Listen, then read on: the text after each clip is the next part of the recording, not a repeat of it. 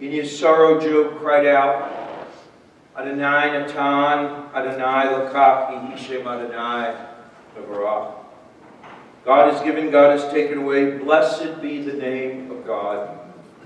An ancient people well acquainted with grief in the valley of shadows, death and sorrow not strangers to us, and yet the centuries have taught us that a good name endures beyond the grave, and that there is strength in faith. With Job we say, Adonai Natan, God who gave us a loved one who will not be forgotten. For all that was good and enduring in Dan's life, we offer the deepest thanks of our hearts. Adonai Lakach, God you have taken. We pray for the strength to turn our broken hearts into an altar of trust by which we will acknowledge your sovereignty and then perhaps our full love, and be able to say, Hishem Adonai Nevarah. Blessed be the name of God, now and forever. May all who mourn find comfort. May all who fall beneath sorrow's burden find the strength to take up the way and to walk on. Let us grant to each other peace and courage, not only in words, but in deeds as well. Let us spread over each other a blanket of peace, that we might aid each other in our healing. Esainai el ha'arim, me'ayin yavo Ezri, me'im Adonai osei shemayim va'aretz. I will lift my eyes into the mountains. From whence shall come my help? My help will come from the source of all, the power that fashions heaven and earth, the power that sustains life, even in the midst of death.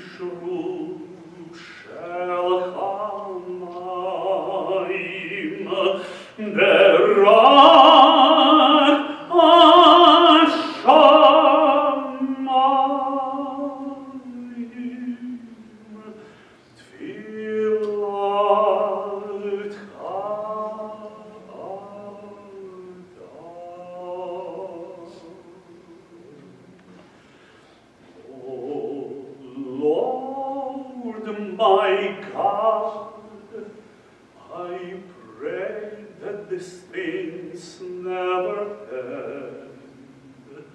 The sand and the sea, the rush on the waters, the crash on the heavens, the prayer on the heart, the sand and the sea, the rush on the waters, the crash on the heavens,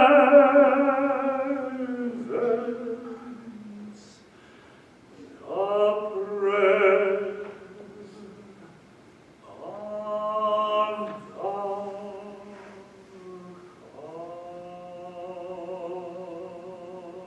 heart.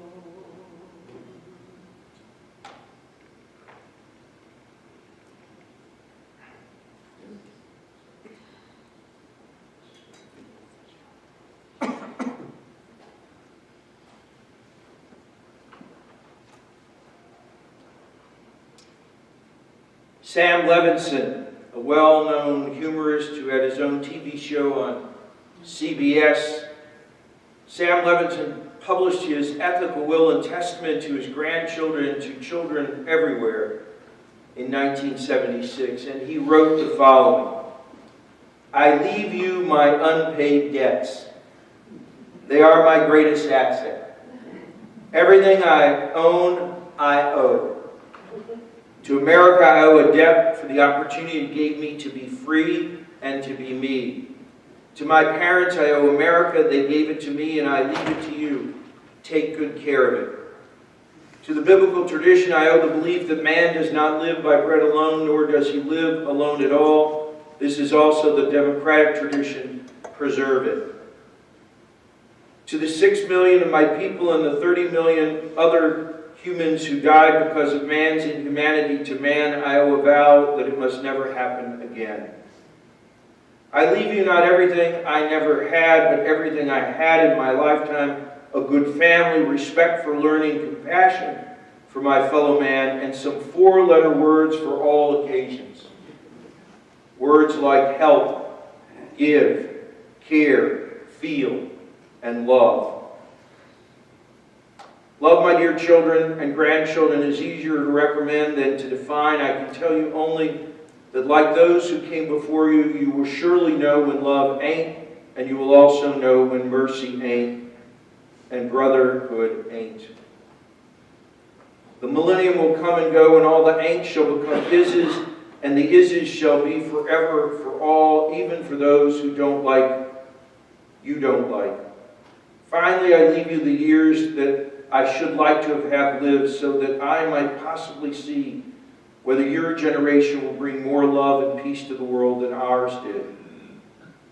I only hope that you will, and I pray that you will."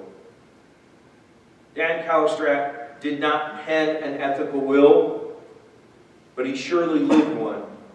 Sitting with Ellen, his life partner of these last 7 years, his daughters Ruth and Mona, it was clear that all that Levinson valued in his humorous ethical will was part and parcel of the life and legacy we honor today.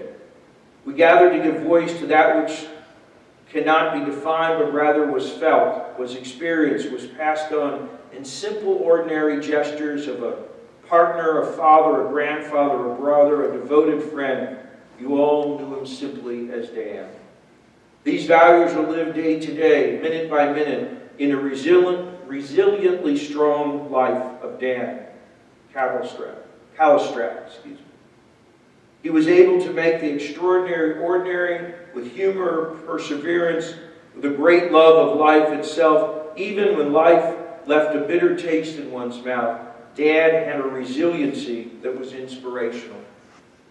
He was grateful for the life that he and Bella, his wife of 60 years, lived, and he was thrilled to find a new family with Ellen. Her family became his family, and his friends became her friends, even if she could never master one word of Romanian. They shared a language of support and family, and they were a pair who found in each other friendship, love, and adventure, in the simplest of things. Dan had a great sense of satisfaction in the women his daughters have grown to be, even greater pride in them for the families they have built.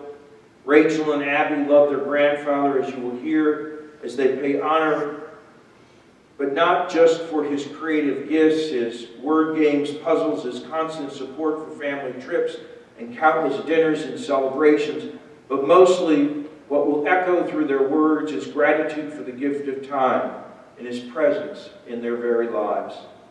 You, Ruth, Mona, Sean, Abby, Rachel, you were his biggest and his greatest source of joy and a source of pride. He loved being with you, and in these last 7 years, he loved laughing with you. He loved watching you grow and thrive and sharing that love with Ellen.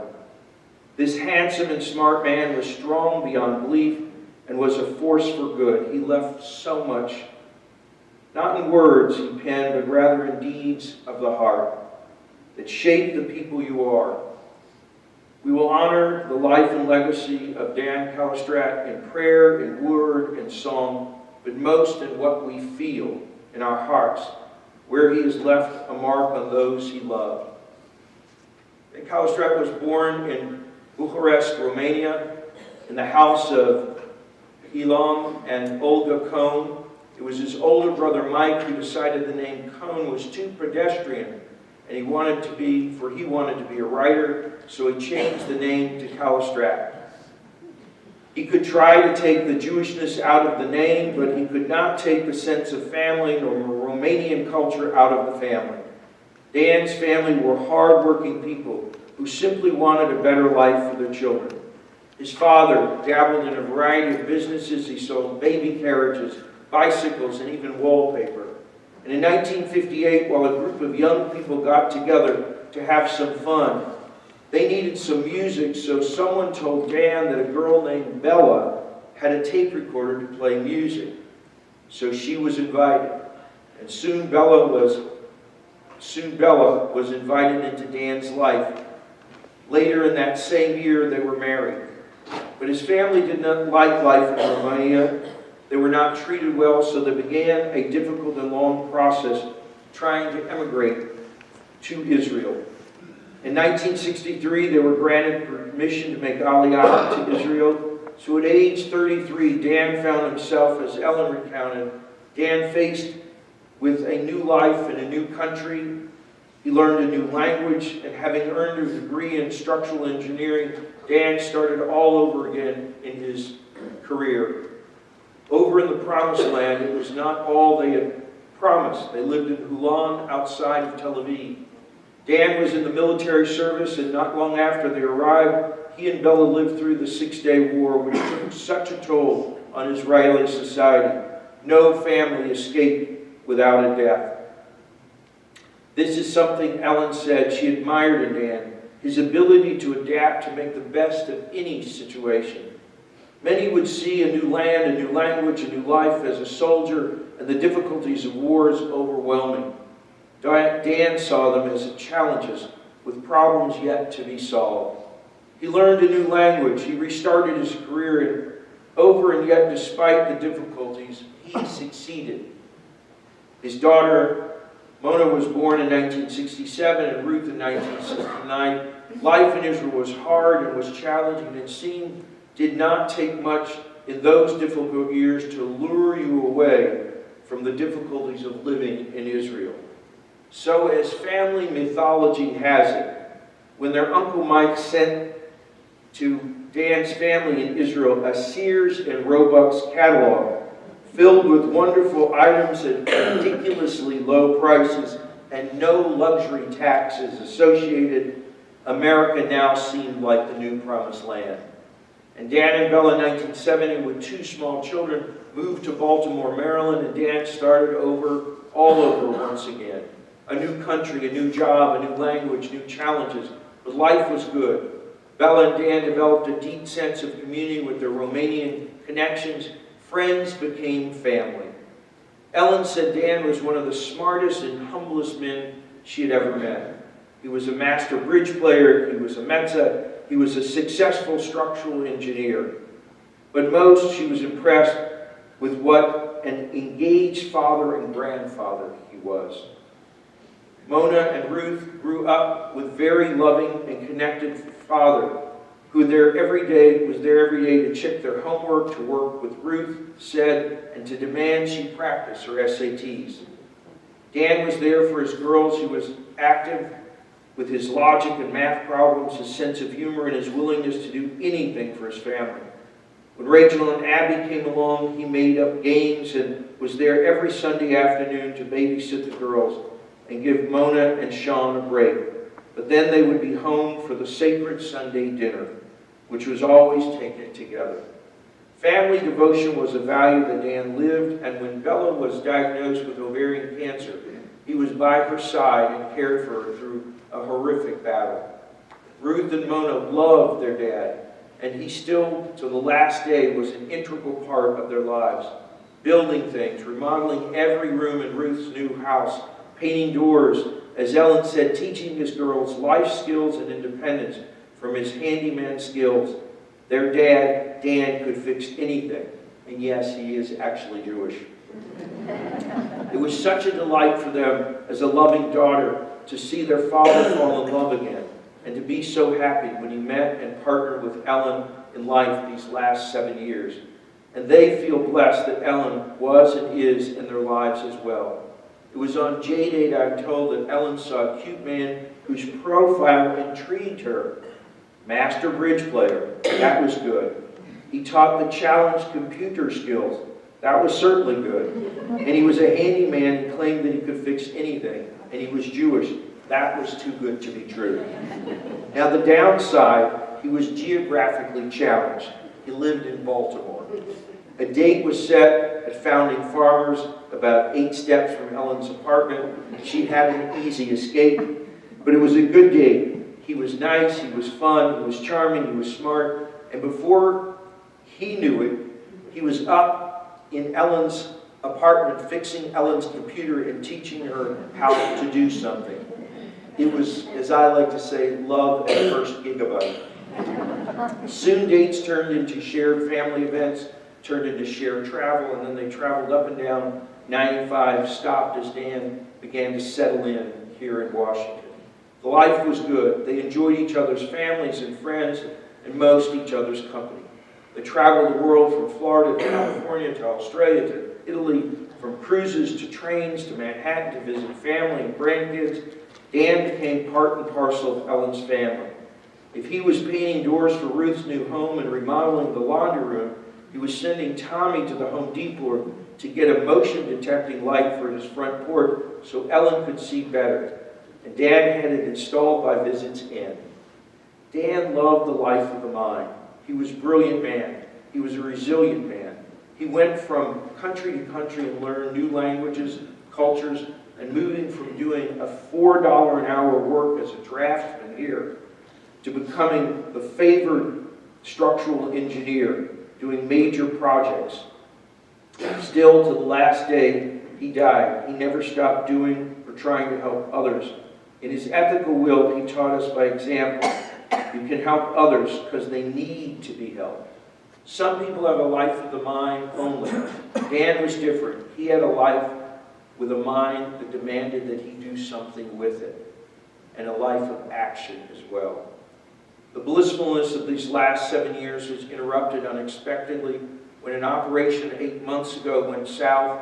A complication after complication flowed from a failed heart implant valve device to kidney failure and heart failure, from hospitals to rehabs, and back so many times that Ellen, Ruth, and Mona were dizzy. But nevertheless, by his side, and uniformly, they will tell you, Dan was a delight. No matter what went wrong, it could not and did not deter him from a sense of gratitude that life had been good to him. And he would not complain or be bitter. Yes, he would have loved to have another day, to another hour, a chance to see his grandchildren to grow and Ellen's crew blossom even more. But Rachel, Abby, Dylan, Madison, Samantha, Hunter, and Zion, Dan's attitude was profound and a good lesson. One that we taught you a long time ago in preschool. You get what you get, and you don't get upset. He was satisfied with his lot, and in life he knew he had been given life that was a special one, that he cared for people and loved them, and he had been a good man, a loving father and a caring grandfather, a faithful and compassionate partner to Bella and to Ellen. He had been a man who helped those in need and who taught by example. Those 4-letter words for all occasions: love, give, help, care. Dan would slip away from us, but what he believed in, what he valued, shall not. He certainly understood all that I own, I owe. He values that those values cannot and must not slip from our all too timid grasp. Amen.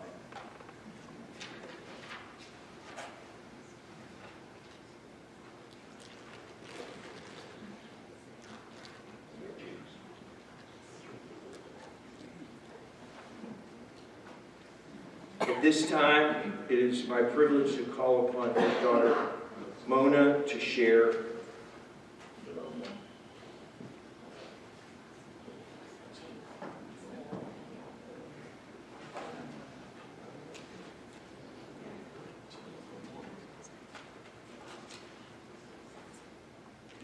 is the price of love. So for all the sadness we feel during this time, that means we also had love. So thank you for coming today to support us.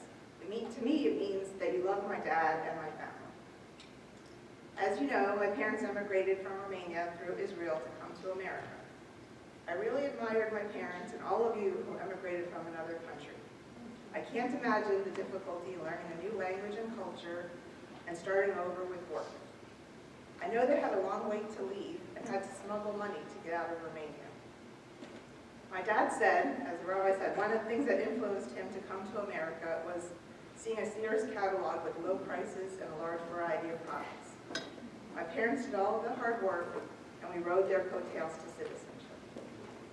I remember Dad saying that he earned just $4 an hour when he first started working in America, and that money was tight.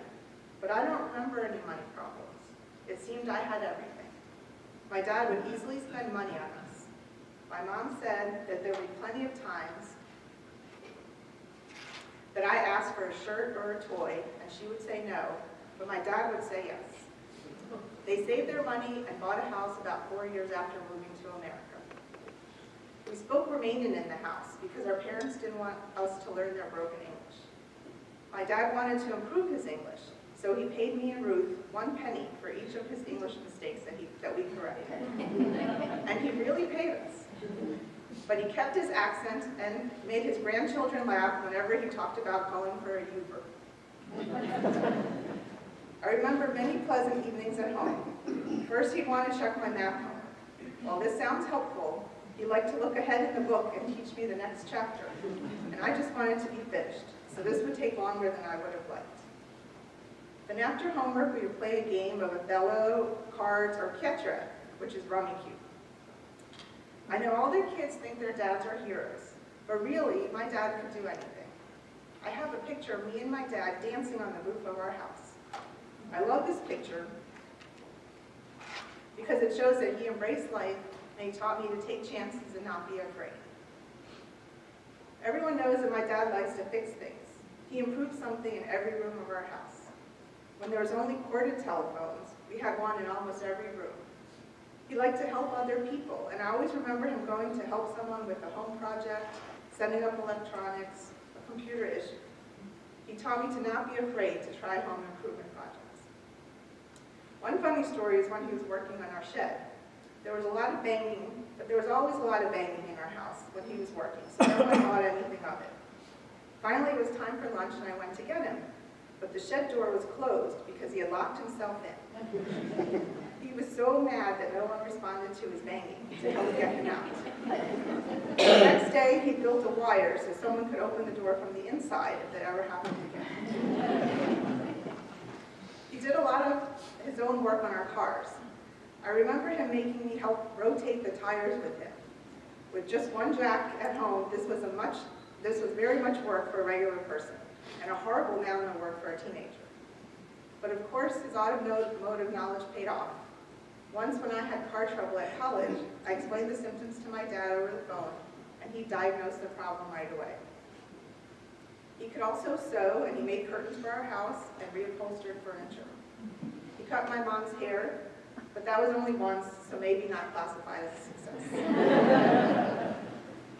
I remember taking walks in the evening to get an ice cream cone or a bag of M&Ms. We would walk and talk, and he would give us logic problems to solve, and we were happy to be together.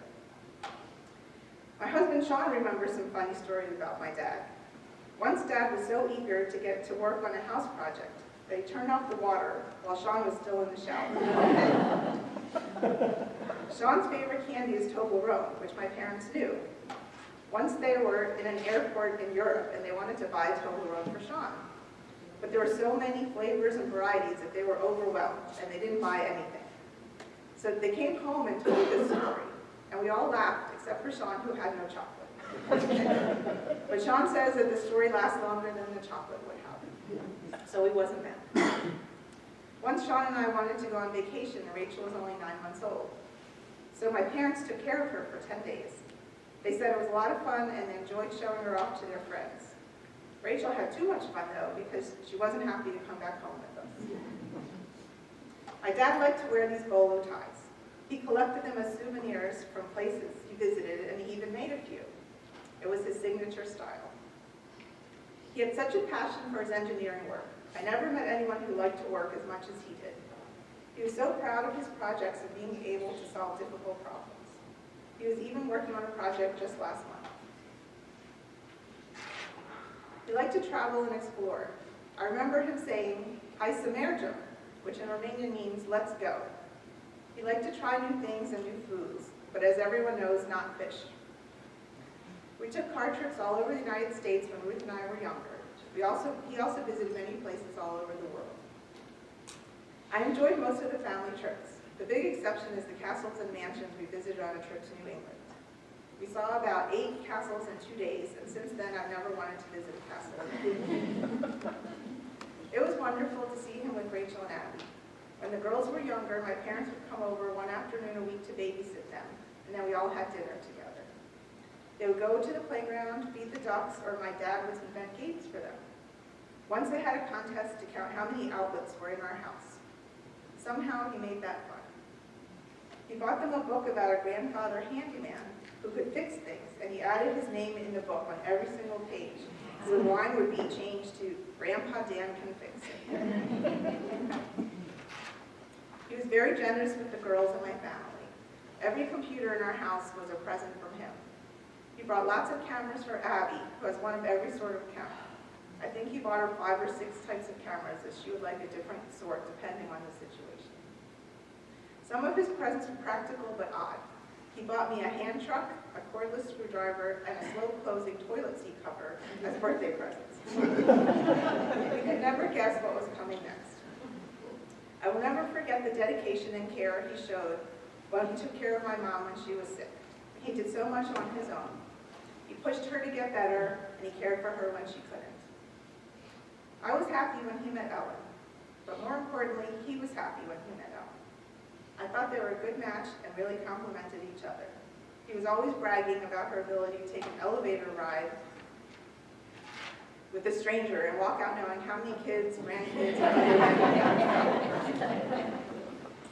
From the beginning of his autobiography that he wrote 8 years ago, he said, "I will start with the conclusion. It was and it is a happy life. He's leaving a big hole in our lives now, but I'm glad that he had a happy life without regrets."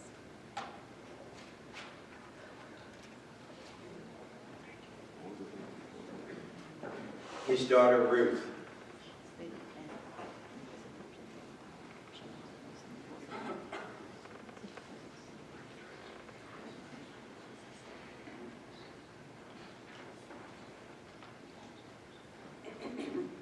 Hi everyone, I'm Ruth, Dan's daughter.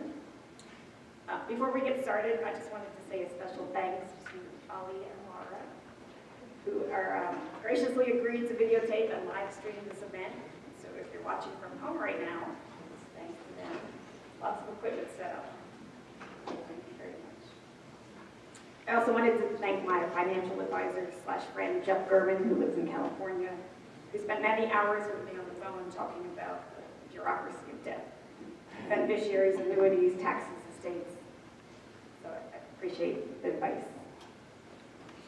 As my father went through his life, he had many titles. When he was first born in Romania, he was the son of Olga and Ionel. He was a brother to Mike. 4 years later, he was a brother to Irina. He was also a cousin, neighbor, student, uncle, friend, and some of these friends are in this room still today. He was a husband to my late mother, Bella.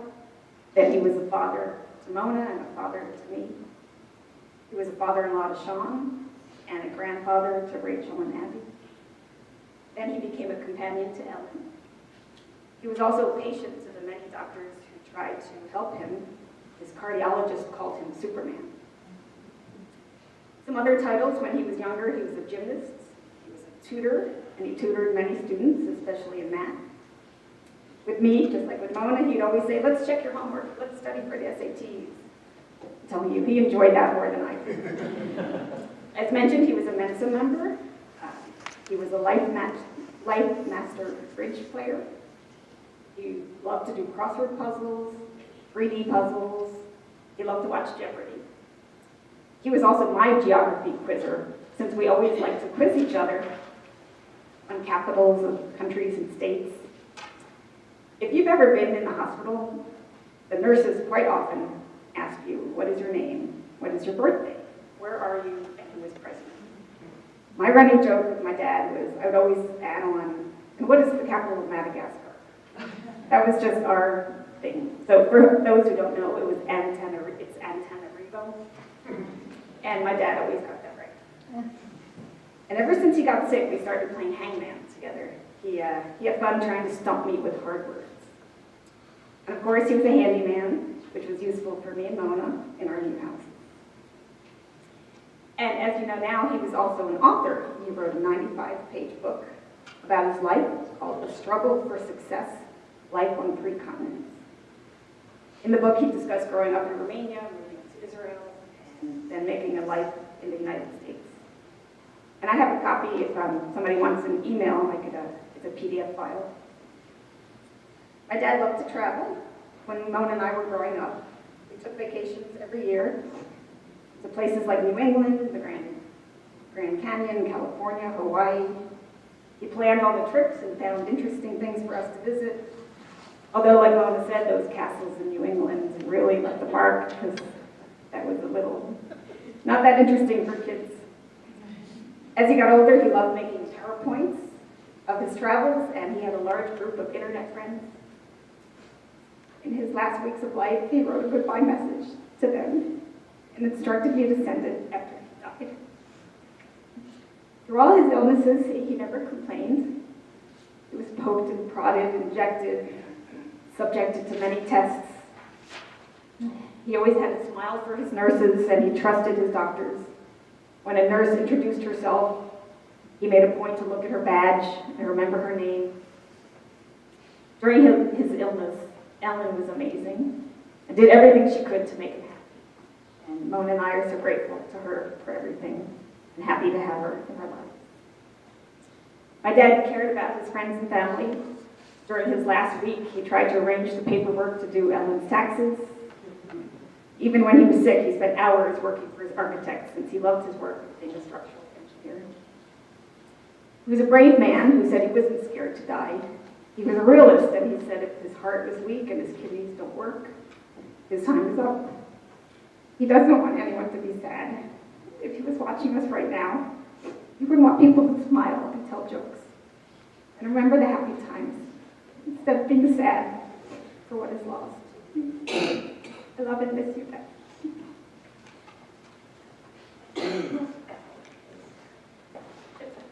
We call upon Ellen Foreman to share some prayers.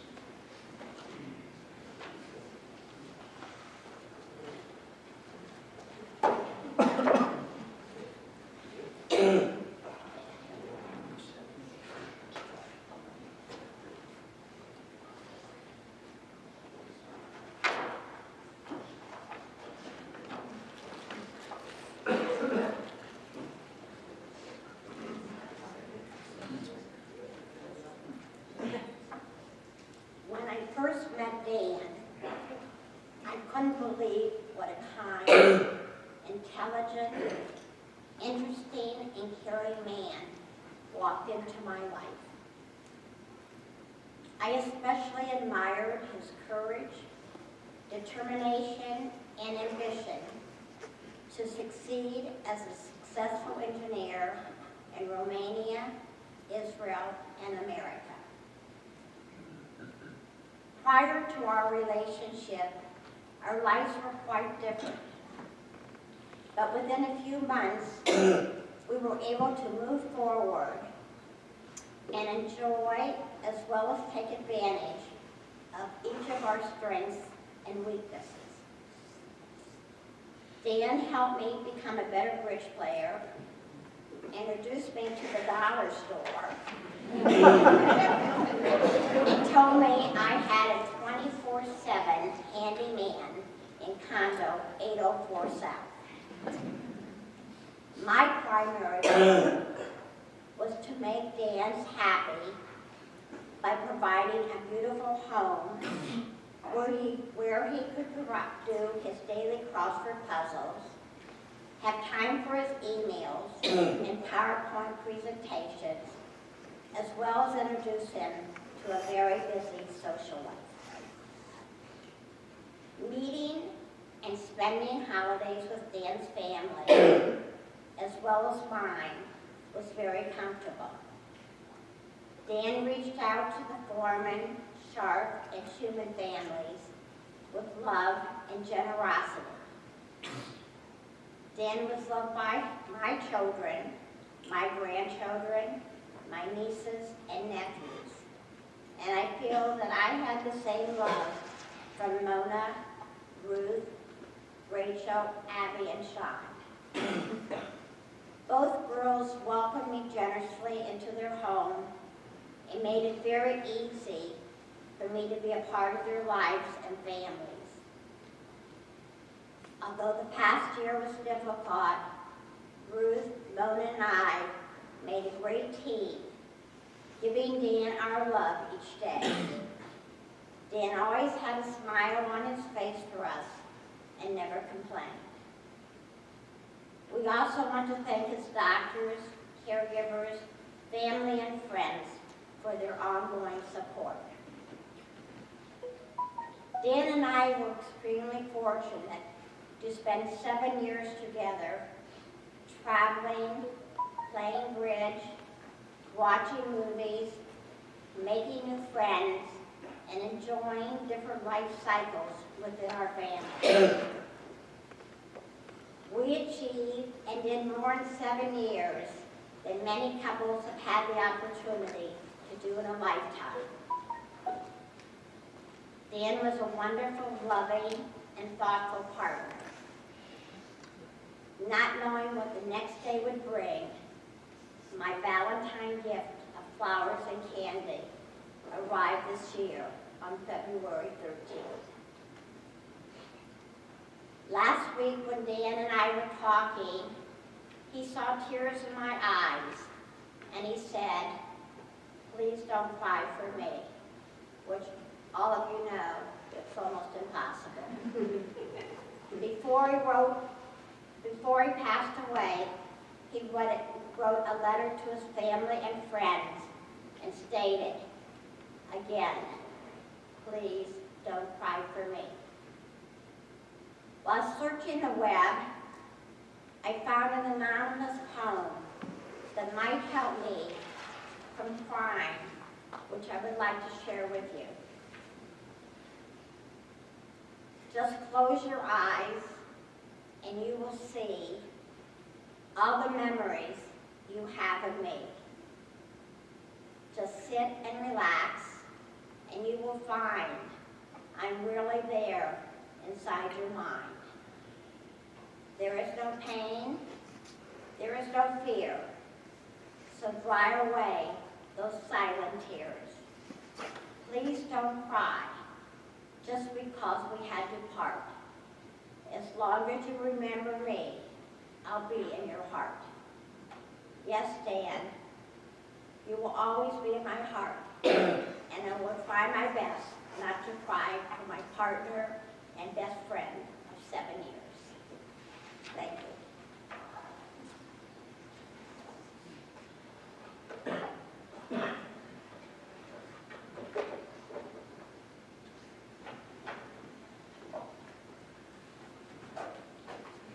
I got 2 minutes on this side. Standing on the Shoulders is the song composed by Doug Cutler. We're all standing on the shoulders of those who came before us. So this is really a song about Dan, for his family. And if you're comfortable, please join me in the refrain, which comes after each verse. In the garden there's a tree planted by someone who only imagined me. What love, what vision. I marveled at the gift. No fruit could be sweet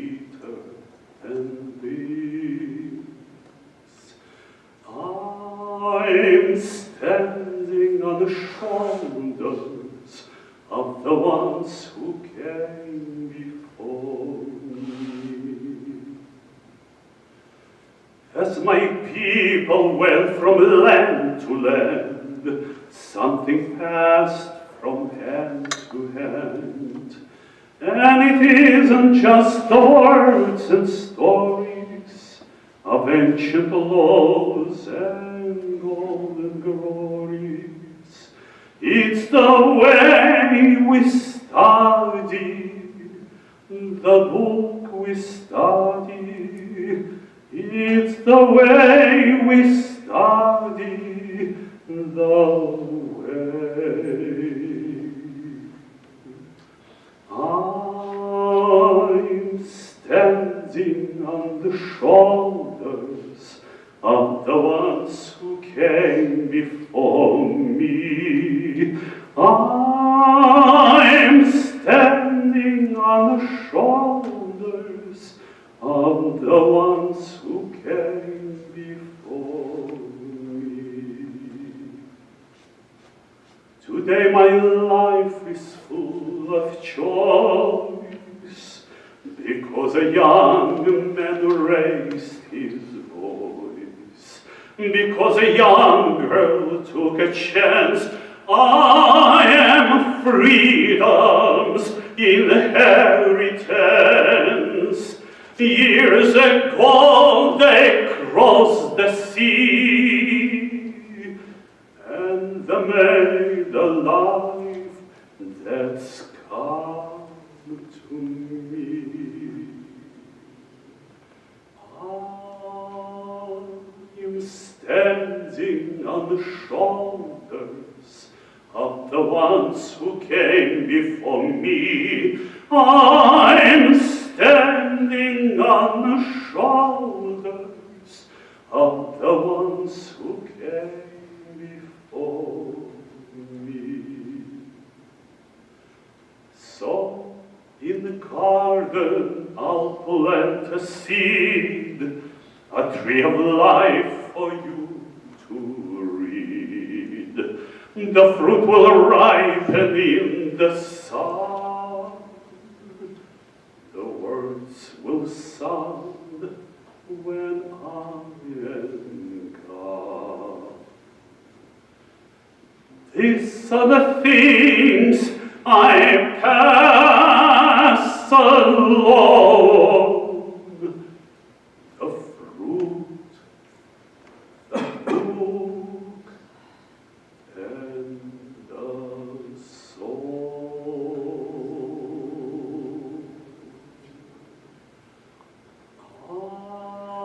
I'm standing on the shoulders of the ones who came before me. I'm standing on the shoulders of the ones who came before me.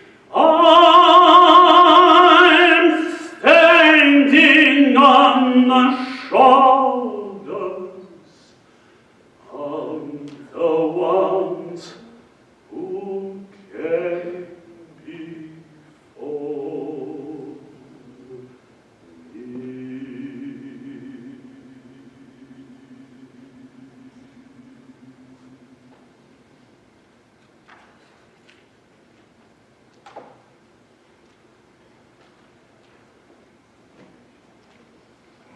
No more appropriate a piece of music as we call upon Dan's granddaughters, Rachel and Abby.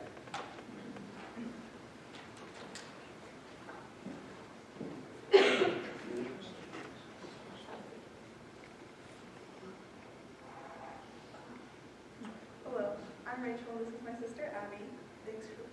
Thanks to all who are here to support us. Dan was our grandfather, but we never called him Grandpa or Gramps. It was always Dan. It was something uniquely ours. In these hard times, we like to remember the things that made us smile. One of our best memories is reading Something from Nothing with Dan under the blankets in the morning. We should have appreciated that morning routine more, but it will always stay special to us. As mentioned, the book followed the story of a Jewish boy growing up with a blanket, and anytime he outgrew something, he would say, "Grandpa can fix it." As many of you know, Dan was the ultimate fixer-upper. He was wise and told us stories that we could never have heard from anyone else, and we'll never forget. His love for travel is something we'll always admire. Dan was an amazing explorer and took us on many fun trips.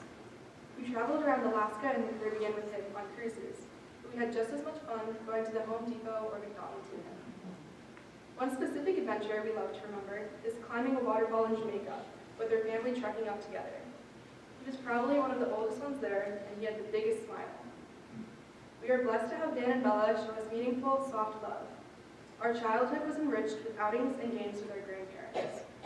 They are so inspirational, starting a new life in America with 2 girls. We're so thankful for how Dan and Bella lived and how they raised Ruth and our mom. We love you so much, and we really appreciate how strong you're being during this time. We're also thankful for how Dan found a great partner, Ellen, to continue exploring and living life to the fullest. We are unspeakably sad by this loss, but by thinking of his incredible long life, our spirits are lifted a bit, and we hope some of these stories lifted yours too. We are extremely lucky to have known Dan, and we have him to look up to forever. Thank you.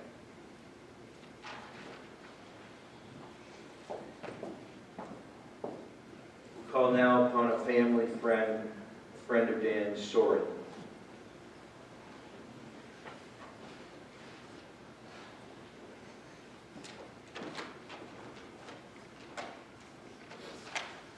Thank you. My name is Soren Schwartz. My father, Nello Schwartz, and my mom, Giselle Schwartz, couldn't be here today. But my dad wrote this, and he wanted me to speak on his behalf. So, my father, Nello, so imagine that I'm my father, those of you who know my dad, and imagine I have a very thick Romanian accent. I'm saying this.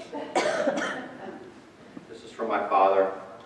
Dan was my good friend for almost 70 years. We first met in Romania when we were young adults in 1951. And since then, we have been very good friends. I don't want to go into many details, but I knew him when he first met Bella back in Romania. And I was at their wedding and was fortunate enough to dance at their wedding. Shortly after, in the 60s, Dan and Bella left Romania and moved to Israel, and I did not see them for many years. In 1971, my family was in Rome, waiting for a visa to come to the United States. I found out from Dan's brother-in-law that Dan was now in the United States, and I got his address. To make things a little shorter, Dan and many of my other friends from Baltimore persuaded EOS to accept us as new aliens in the United States. And when we came to Baltimore in 1971, we renewed our friendship. And we stayed friends until the very end. Dan was a man who was always ready to help you. After a few days in Baltimore, he helped me write my first resume, and then he drove me around to all the engineering companies in downtown Baltimore and helped me find a job. And he was able to help me get my first job here in the United States. I remember that one day before I started my job, he had a field assignment in Annapolis, Maryland. And he took me there with him, and we went out for lunch. So it was at lunch at that restaurant that I tried my first crab cake. Dan, of course, would not eat the crab cake because he would not eat fish. But for me, it was a revelation. And since that time, I've enjoyed crab cakes, and my whole family eats crabs because of that. I'll always remember my first taste of it.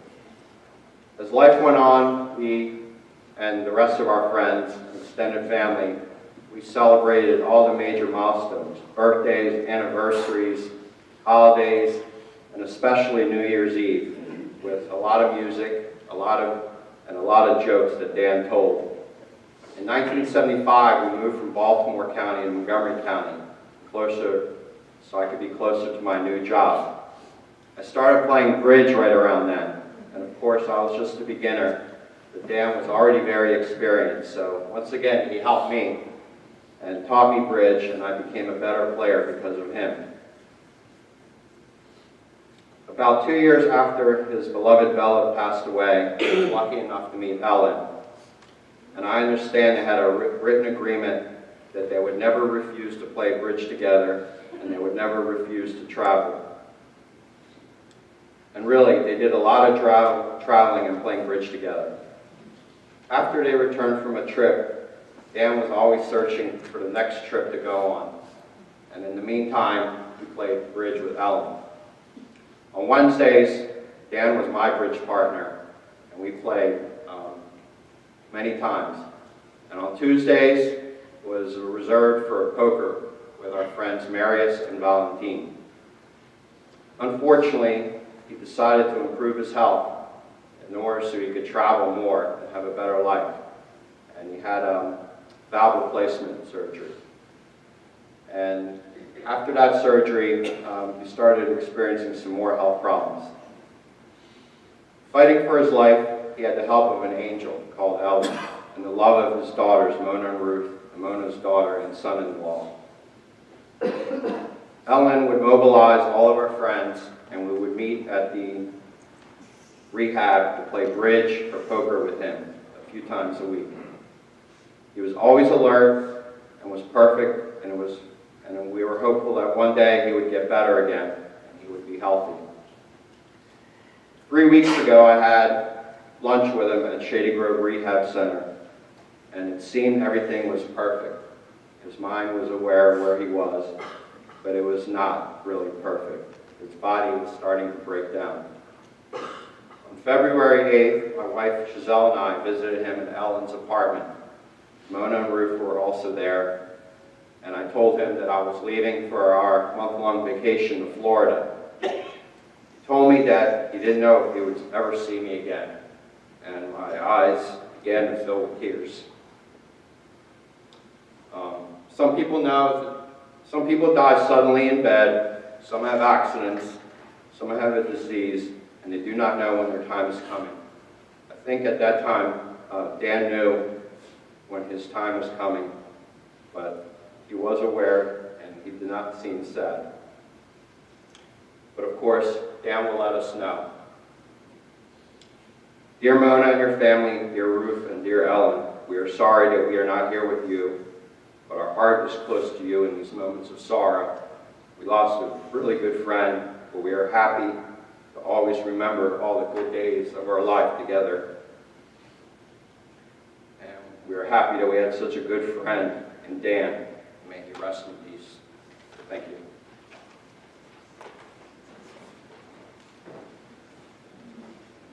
Before we conclude, Mona and Ruth wanted to share some various pieces that were sent to them by friends and family.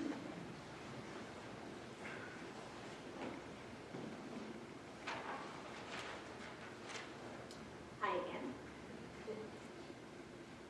We asked people if they wanted us to read some stories, so the first one is from my friend Selma McCord. She said, I met your parents a long time ago and loved their souls. They are and were beautiful human beings. I was happy to see your dad again when I moved back to town. I will always remember his captivating smile and how kind he was. Dan Calistrat was a brilliant mind and a kind soul.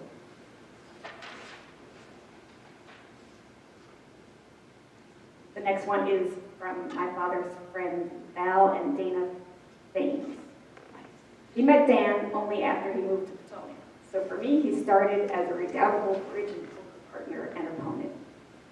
It did not take us much to discover his brilliant and fun Mensa mind, and after another small step, to appreciate him as a fun, kind, and brilliant human being.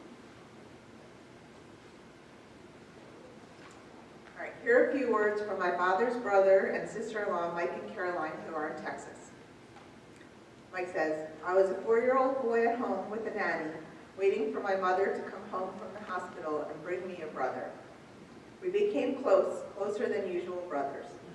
We slept in the same bedroom, and every night before falling asleep, we told each other of the events of the day.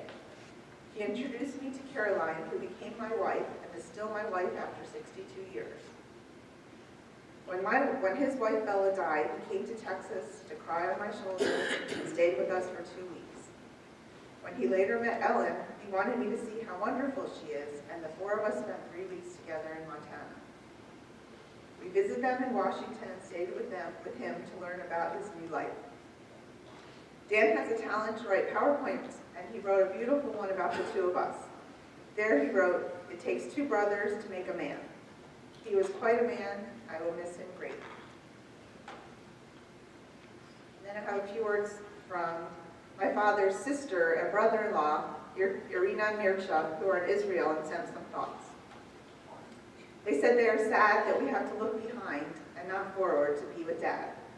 My father, mother, Irina, and Mircea took many trips together to explore Europe.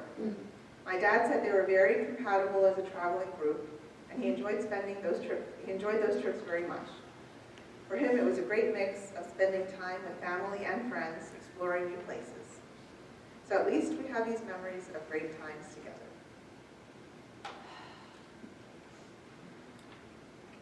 The next one is from a friend of my dad, Olga Perusi. I'm very sorry for the passing of Dan, my very good friend. Let me tell you some of my memories. When we were teenagers, Dan and I belonged to a group of friends who swam in a lake near Bucharest. Dan was a handsome guy, and all the girls loved him because he was smart, sporty, and well-built. Often he invited us to his parents' house. He wanted to show us how good he was playing the trumpet or performing magic tricks. I met Dan again at the Construction Engineering University in Bucharest.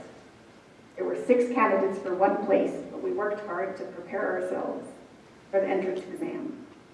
We graduated in 1956 and still kept in touch, especially after the fall of the communist regime in Romania. I met Dan again in 2001 when we had our 45-year reunion. Some years after, my husband and I met Dan in a restaurant in Baltimore, and the next day he drove us around the city, and we stayed in touch through emails and phone conversations. The next one's from my father's friend, Ada. My name is Ada Isosegan, and we were friends way back in Romania. As we all know, the Jewish kids did not go to the regular school during the war. So there was a girls' school and a boys' school, and that's how I met your father. We had many activities and parties together and developed life friendships. Your dad has family in Colorado where I reside. The Yaron family, Michael and Mark, are his cousins. Last time I saw your family was years ago on a work-related trip to Baltimore. Your mom was the sweetest person in the world. Dan was very kind and sent me the book he wrote. I kept in touch and exchanged emails and pictures and some good trips with Ellen. I loved him dearly. He was a good friend and I have special memories. The next one is from an architect he worked with named Arif. Dan and I met 10 years ago. He was already retired from active engineering, but he still worked on my projects anytime I needed structural design. Dan was an excellent engineer with a lot of experience and knowledge. He was very detail-oriented and very conservative in his design approach, which I appreciated immensely. We did many small and large projects together throughout our 10 years of knowing each other. I will remember him forever as a great friend. He will truly be missed. I have 2 more. The next is from his nephew, Alon. I'm the son of Dan's sister, Irina, and brother-in-law, Mircea, from Israel. I admired my Uncle Dan starting when I was a child and as a teenager, I got to know him while visiting America with the family. He knew a lot of interesting things that he shared and taught my sister. He challenged us with riddles and puzzles, so traveling in the car with him was never boring. Later on, as an adult, I continued to admire him and the way he handled his life, taking care of Bella, and later how he rose up from sadness to new heights, forming new relationships with Ellen, traveling, photography, PowerPoint, living. May he rest in peace. And the last one is from Andy, his nephew in Texas. When I was 4 years old, living in the U.S., my father told me that our family would be making a long trip to a distant, faraway land, a mysterious place he said was called Israel. He said there I would meet his brother, my uncle. I was thrilled a few years later to learn that my Uncle Dan and his family would be moving to the U.S. and he would become a regular part of our life in Baltimore, where we could see each other easily and often, not having to travel across the ocean, but just by making a short drive to a place called Randallstown. Today I am very fortunate to still have my dear cousins, Mona and Ruth, and equally fortunate to have had more than 50 great years with my kind Uncle Dan. He has been a very positive influence on my life, from showing me magic tricks to teaching me math, giving me logic problems and puzzles, and just sharing his knowledge, wisdom, and life experience. He was always a very kind and generous man. Although we did not see each other often, once our family moved to Texas, we kept in touch through phone, email, and visits. I will always cherish and treasure our times together. Who knows, maybe one day we will see each other again in a distant, faraway, and mysterious place. If that happens, I'm sure we'll have a lot to talk about. Until then, you will be missed.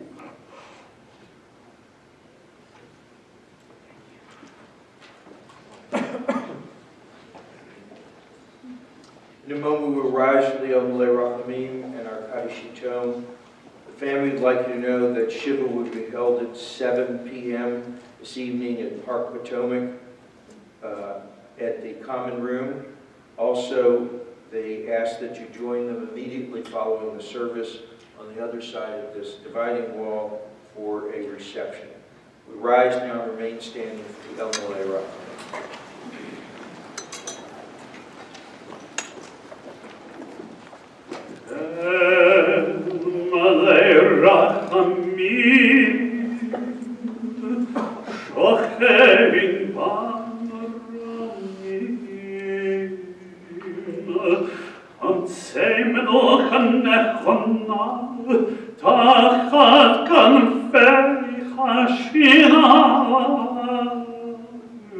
Im kedoshim horim kezachar harakim masirim et nishmat dan beritzchak shechalach leolam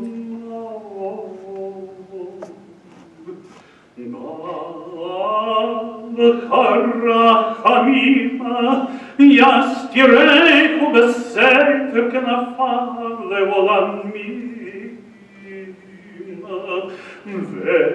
ve'yitzror b'yitzror ha'chaim et nishmato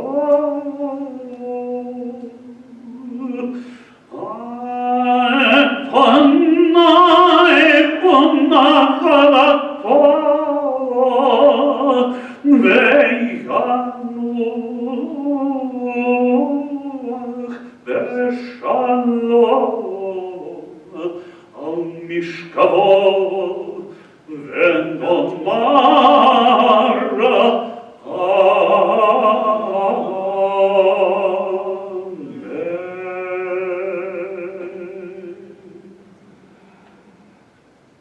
God, full of compassion, now who dwellst on high, grant perfect rest unto the soul of Dan Calistrat,